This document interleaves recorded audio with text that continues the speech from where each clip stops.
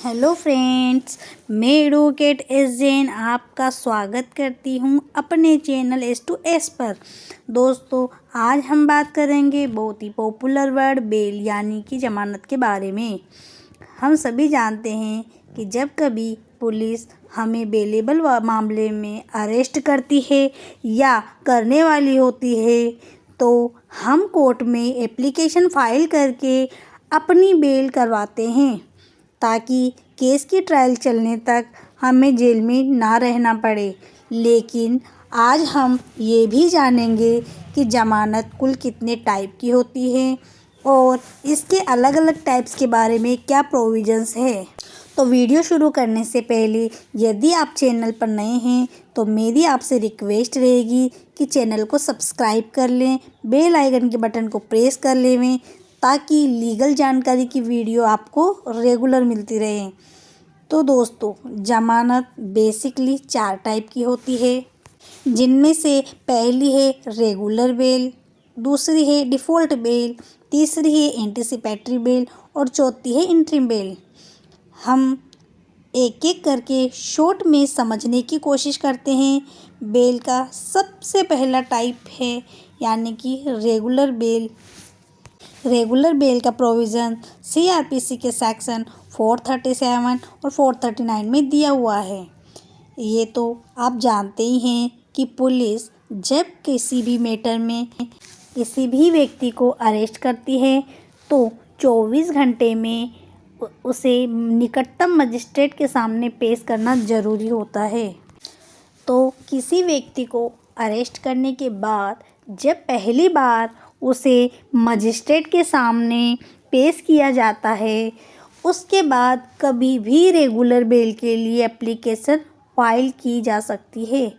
यहाँ पर ये इम्पोर्टेंट है कि बेल एप्लीकेशन मजिस्ट्रेट के सामने पेश की जाती है तो सीआरपीसी की सेक्शन 437 लागू होगा और अगर एप्लीकेशन सेशन या हाई कोर्ट के समक्ष पेश की जाती है तो सीआरपीसी का सेक्शन 439 एप्लीकेबल होगा।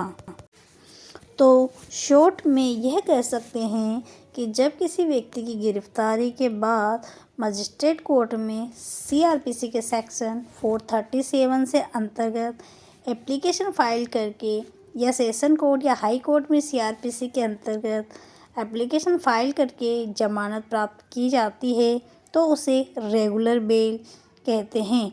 ये बेल प्राय केस के ट्रायल चलने तक के लिए होती है। बेल के दूसरे टाइप में आता है डिफ़ॉल्ट बेल, जिसके बारे में प्रोविज़न सीआरपीसी के सेक्शन 167 में दिए गए हैं।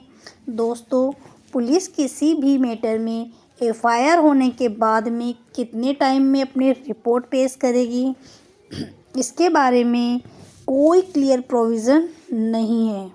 लेकिन सीआरपीसी के सेक्शन 167 में यह प्रोविज़न ज़रूर किया गया है कि अगर पुलिस ने किसी व्यक्ति को अरेस्ट किया है और अपराध ऐसा है जिसमें 10 साल या ज़्यादा की सज़ा का प्रोविज़न है तो अरेस्ट से 90 दिन तक पुलिस चार्जशीट फाइल नहीं करती है तो ऐसे अरेस्ट किए हुए व्यक्ति को बेल पर छोड़े जाने का अधिकार मिल जाएगा।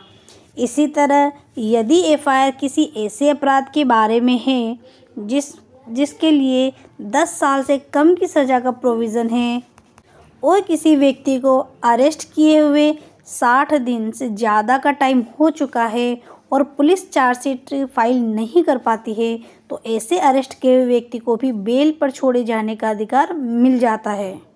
इसको डिफ़ॉल्ट बेल कहते हैं क्योंकि ऐसा माना जाता है कि पुलिस एक निश्चित टाइम में चार्जशीट फाइल नहीं कर पाती है तो अरेस्ट किए हुए व्यक्ति को एक लिमिट से ज़्यादा अरेस्ट नहीं रखा जा सकता।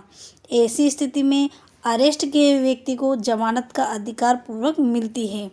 मतलब कि ज़मानत की एप्लीकेशन फाइल किए जाने पर मजिस्ट्रेट का कोई डिस्क्रेशन पावर नहीं होता है, बल्कि उसको केवल ये देखना होता है कि अपराध किन धाराओं के अंतर्गत है और अरेस्ट किए हुए व्यक्ति को कितना टाइम हो चुका है। अगर 60 दिन या 90 दिन वाली कंडीशन फुलफ़िल होती है तो मजिस्ट्रेट को बेल ग्रांट करनी ही होगी। इस बेल के लिए ये ध्यान रखने लायक बात है कि अरेस्ट के 60 या 90 दिन बाद बेल अपने आप नहीं होती है, बल्कि उसके लिए एप्लीकेशन फ़ाइल करनी ज़रूरी होती है। अगर एप्लीकेशन फ़ाइल करने के पहले पुलिस वाले चार्जशीट फाइल कर देते हैं तो फिर ऐसे अरेस्ट किया हुआ व्यक्ति डिफ़ॉल्ट बेल का अधिकारी नहीं रहता, उसे रेगुलर बेल के लिए ही ट्राई करना होगा। अब आते हैं बेल के तीसरे टाइप में। बेल के तीसरे टाइप में आती है एंटीसिपेटरी बेल। दोस्तों, इसके नाम से ही पता चलता है कि अगर आपको किसी मैटर में अपनी गिरफ्तारी की आशंका है तो आप सेशन कोर्ट में या हाई कोर्ट में अपनी एंटीसिपेटरी बेल के लिए अप्लाई कर सकते हैं। इसको अग्रिम जमानत भी कहते हैं। इसके लिए प्रोविज़न CRPC के सेक्शन 438 में किए गए हैं। काफ़ी लोग ये भी पूछते हैं कि इसके लिए FIR होनी ज़रूरी है क्या? तो दोस्तों, इस बारे में CRPC कुछ नहीं बोलती, लेकिन जब तक FIR नहीं होगी तब तक आशंका के लिए आधार कैसे होगा? इसीलिए ये मानकर चलिए कि FIR के बाद ही एप्लीकेशन फ़ाइल करनी चाहिए, नहीं तो कोर्ट इसे प्रीमेच्योर मानकर इसे खारिज कर सकता है। एंटीसिपेटरी बेल के लिए अप्लाई करते हैं तो कोर्ट को कुछ ज़रूरी पॉइंट पर सेटिस्फाइड करना भी ज़रूरी है, जैसे कि सबसे पहले तो ये कि उस अपराध में आपकी कोई भूमिका ही नहीं है, या दूसरा कोई हेल्थ इशू या कोई एज फैक्टर भी हो सकता है। आप कहेंगे कि यदि इन परिस्थितियों में आपको अरेस्ट किया जाता है तो आपकी जान को खतरा हो जाएगा।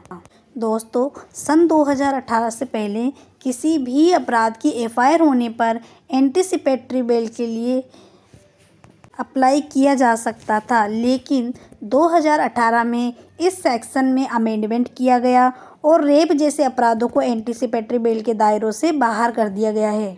अब बात करते हैं बेल के चौथे टाइप के बारे में, जो है इंटरिम बेल। जैसा कि इसके नाम से ही क्लियर है कि इसका नेचर अस्थायी टाइप का है। और भी महत्वपूर्ण बात यह है कि इंटरिम बेल के बारे में CRPC में कोई प्रोविज़न नहीं है। कई बार जब सेशन कोर्ट या हाई कोर्ट में इंटरिम बेल के लिए अप्लाई की जाती है, जिस पर या तो कोर्ट हियरिंग नहीं कर पाता या फिर कोर्ट ऐसा कारण या गिरफ्तारी की आशंका का आधार पूछता है जिस पर व्यक्ति को कुछ टाइम की ज़रूरत हो, तो उस टाइम के लिए कोर्ट से रिक्वेस्ट की जा सकती है कि आगामी तारीख की पेशी तक या निश्चित टाइम तक के लिए, जैसे 2 सप्ताह या 4 सप्ताह तक के लिए अरेस्ट को रोका जाए। तो कोर्ट को उचित लगने पर कोर्ट निश्चित टाइम के लिए बेल ग्रांट कर देता है। इसको ही इंटरिम बेल कहते हैं। तो दोस्तों, उम्मीद है आप बेल के चारों टाइप के बारे में समझ गए होंगे। इसके अलावा भी यदि आपके कोई लीगल क्वेश्चन हैं या आप अपने किसी लीगल मैटर पर कुछ जानना चाहते हैं तो कमेंट बॉक्स में बता सकते हैं या पूछ सकते हैं। ऐसी ही इंटरेस्टिंग जानकारी जानना चाहते हैं तो चैनल को सब्सक्राइब कर ले, वीडियो को लाइक करें और वीडियो को शेयर करना ना भूलें। आपका एक लाइक और शेयर मुझे नया वीडियो लाने के लिए प्रोत्साहित करेगा। तो मिलते हैं नेक्स्ट वीडियो में, तब तक के लिए जय हिंद।